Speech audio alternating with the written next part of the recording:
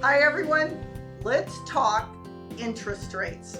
As agents, how do we talk to our buyers about the current interest rate and get them off the fence a lot of them may be sitting on? Well, I have a couple of examples to talk to them about. Number one is going to be educate, educate, educate. Having a discussion about what their fear is about the current interest rate is very important, and their objections to it. Once you know that, then you can have a very healthy conversation around that and how to help them transition from those objections and fear into a purchasing decision.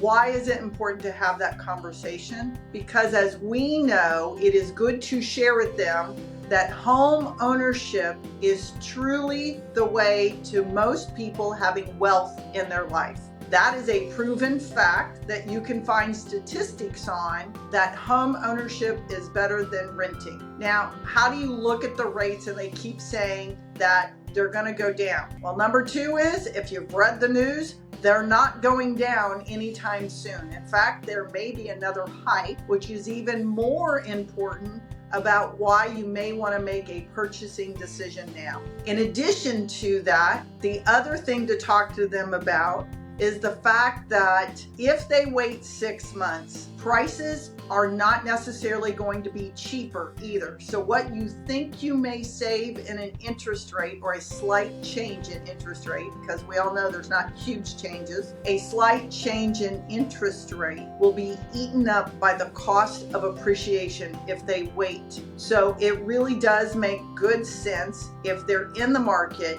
and really want to move, then now is a good time. I've often heard, don't date the rate and you can refinance. I think that is a true statement to also share with your clients. Projections are we may not see rate changes move down at all until 2025. Everything's up in the air at this part, but it is important to know that you can always refinance to a lower rate. If your clients are still hanging around thinking they're going to get a 5% or 4% or 3%, then my answer to that is take them to a new home. New homes are great options that have deep pockets and are offering lower interest rates.